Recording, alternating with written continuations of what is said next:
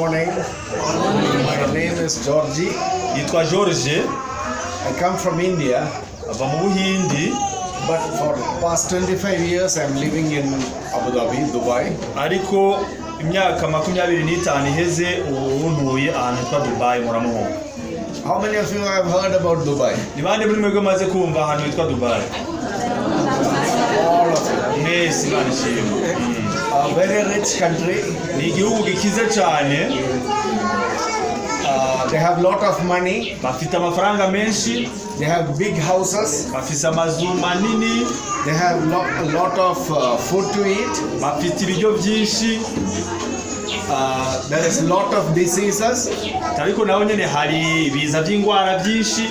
Most of you don't have much money. Ati rero nashaka basubizamo imbaraga muri mwebwe benshi nta mafaranga menshi mufise. Most of you don't have money like people in Dubai. Ati benshi muri mwebwe nta mafaranga menshi mufise nk'abantu bo muri Dubai.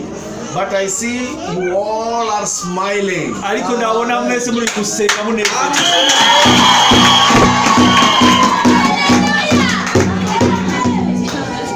The joy of the Lord is my strength. Ijambo ry'Imana rivuga ngo umunezero uva ku Mana nizo mbaraga zanje. The more you serve the Lord, uko mukorera Imana, you obey Jesus, niko muba Yesu, you follow the principles of the Bible, kandi muriko murakurikiza principe z'ijambo ry'Imana, your life will transform. kandi ubuzima bwanyu buzahinduka.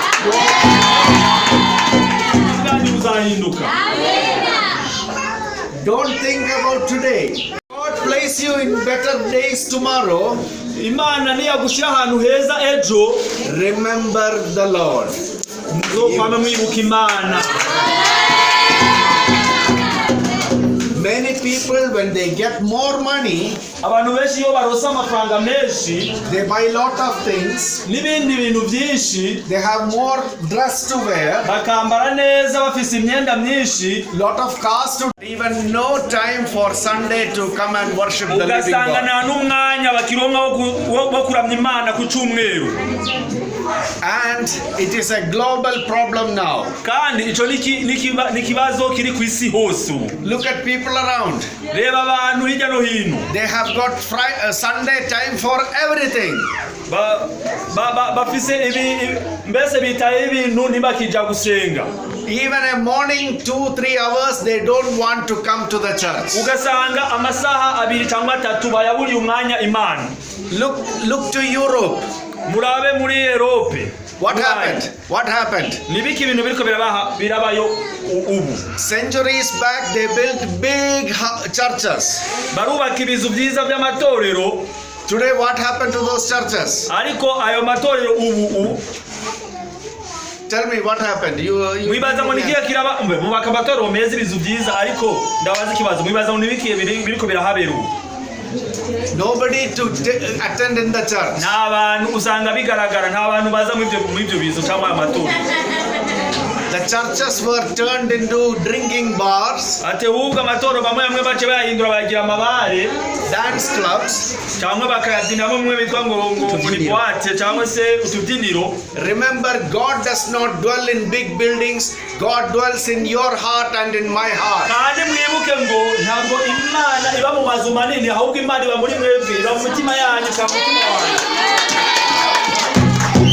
You are the church of the living God. Muri itorero ry'Imana nzima. God's spirit lives in you. Mwuka w'Imana uba muri mwebwe. Wherever you go, you carry the church with you. Aho muzagenda hose muzagera mutwaye itorero muri mwebwe nyene bari muri mwebwe. Today's problems should not bring you down. Reka ndababwira ibibazo by'uyu munsi ntibibashire hasi cyangwa bibasubize hasi bagushe. Be an overcomer in life. Ahubwo mube abantu bategereje ibyiza imbere ejo hazoza. Tomorrow you will improve. Kandi ejo ndababwije ukuri ejo hazoba ari heza ku buzima bwanyu. You don't know where you will be from some years from now. Kandi ndababwiza ukuri ntimuzi ngo mu myaka izoba iri imbere muzoba muri hehe naho muzi gushika ariko Imana irahazi. The apostles were mere fishermen fishing in Galilee. Ati hari abigishwa ba Kristo bamwe bari abarobyi baroba i Galilaya. They believed what Jesus said.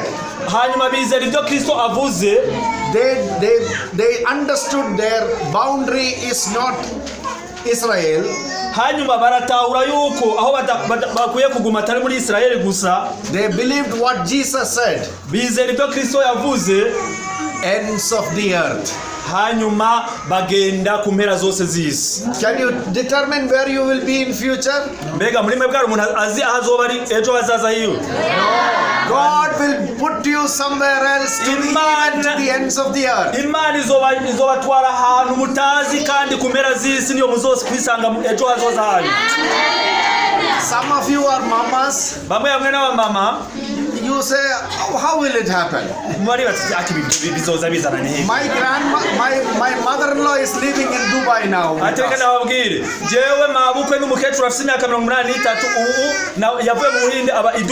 She could never imagine that she would come there. That is what the Bible says, the ends of the earth.